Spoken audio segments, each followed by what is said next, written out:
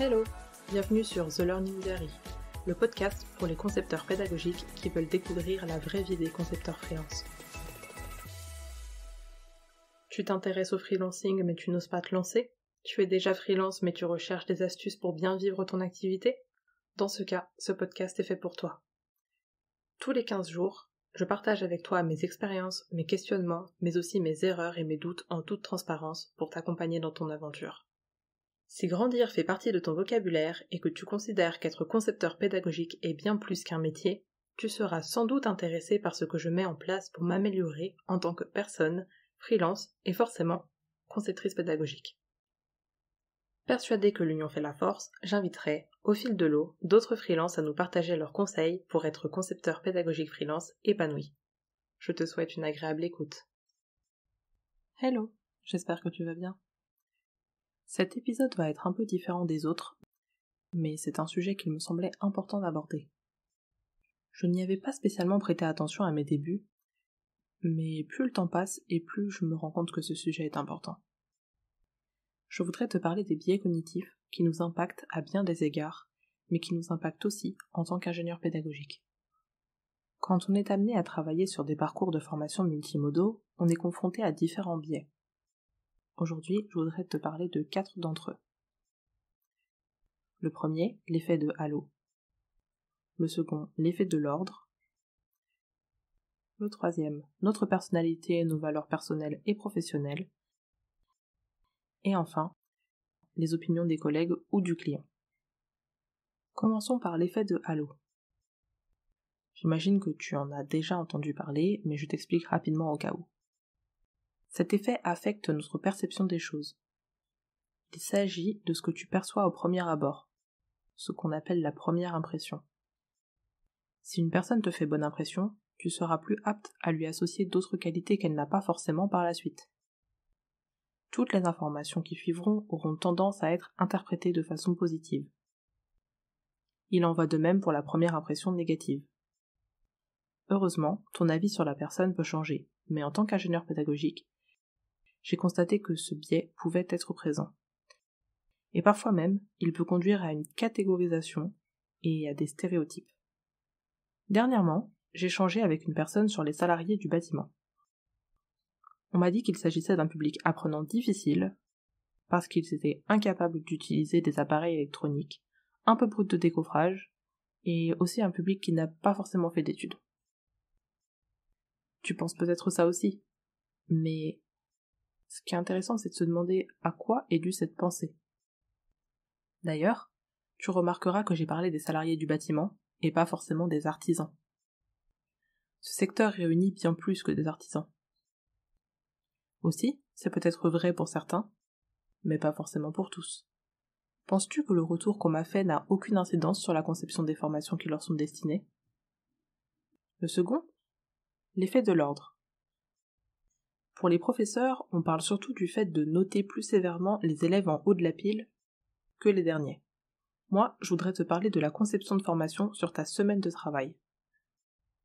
Si on s'est reposé le week-end, il est plus facile de débuter la semaine tout feu tout flamme. Sauf qu'au fil de la semaine, si on ne gère pas bien notre énergie, je te le dis parce que c'est mon cas, la fatigue va grandir.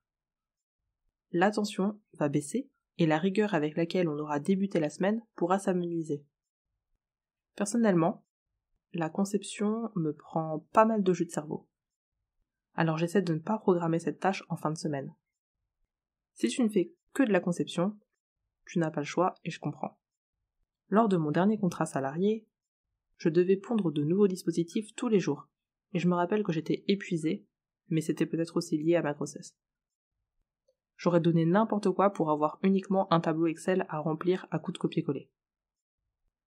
En tant que freelance, on a cette chance de pouvoir mieux gérer notre énergie et de placer les tâches intellectuelles où on veut, mais j'imagine que c'est aussi possible en poste selon l'organisation de ton entreprise. Passons maintenant au troisième. Notre personnalité, nos valeurs personnelles et professionnelles.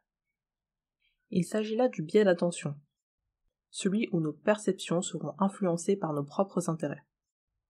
Et c'est pour ça que je te recommande de travailler sur des sujets qui t'intéressent vraiment. On a aussi le biais d'immunité à l'erreur.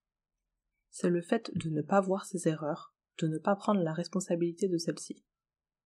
Et enfin, la dissonance cognitive. Le fait de ne pas voir les réalités pour ne pas remettre en cause des croyances ou des pratiques solidement ancrées. J'ai observé 2 types de personnalités par rapport à ça. Les ingénieurs pédagogiques qui considèrent qu'ils savent, comme les professeurs qui savent, et ceux qui se remettent constamment en question, eux et leurs pratiques, et qui restent ouverts à casser ce qu'ils ont appris pour créer de nouvelles approches. Bien sûr, il existe d'autres biais qui sont liés à notre personnalité, mais mon but n'est pas de tous les lister ici. Je vous laisse partager ceux qui me semblaient les plus fréquents dans notre métier. Enfin, je sais pas vraiment si on peut les appeler des biais, mais je l'ai quand même mis en catégorie, ce sont les opinions des collègues ou du client. En fait, c'est un point que je trouve pas super simple à gérer. La satisfaction de ton client et de l'apprenant. Le client, c'est celui qui paie la formation, et la formation est pour l'apprenant. Il peut arriver que le client n'ait pas autant à cœur l'apprenant que toi. Et là, c'est vraiment un jeu d'équilibriste pour réussir à satisfaire les deux. Et l'expert métier. Faut pas l'oublier. On peut facilement être influencé par le client, parce que c'est le client, ou le commanditaire. Cette influence peut aussi jouer sur ta conception, parce qu'elle peut être orientée davantage vers la satisfaction du commanditaire. On ne peut pas effacer nos biais, puisqu'ils sont de l'ordre de l'inconscient. Prendre conscience qu'ils sont là peut par contre être super utile quand on conçoit. Personnellement, l'année dernière, j'ai débuté un projet où j'avais en tête que tout le monde voyait. C'est idiot puisque je sais que tout le monde ne voit pas. Mais le fait d'avoir uniquement travaillé sur des projets où le public voyait m'a poussé à penser que ce serait toujours le cas. Voilà donc un exemple de biais. Je ne vais pas te laisser sans partager quelques solutions que j'ai testées pour réduire tout ça. La première, travailler en équipe pour brainstormer.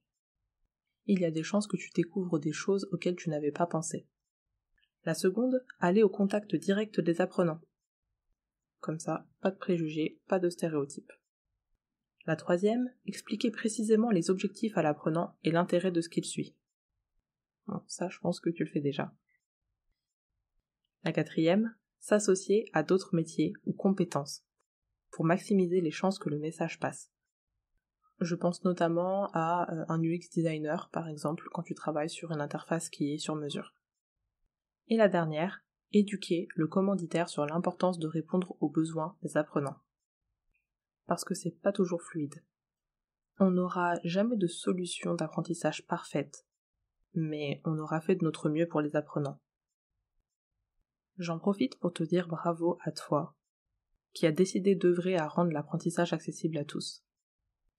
Et je suis heureuse d'y contribuer à tes côtés, qu'on se connaisse déjà ou pas encore. Je te remercie d'avoir écouté cet épisode jusqu'au bout. Si tu apprécies le podcast, n'hésite pas à mettre une note sur Apple Podcast ou à me faire tes retours en me contactant sur LinkedIn en tapant Delphine Froid. Je te dis à très vite.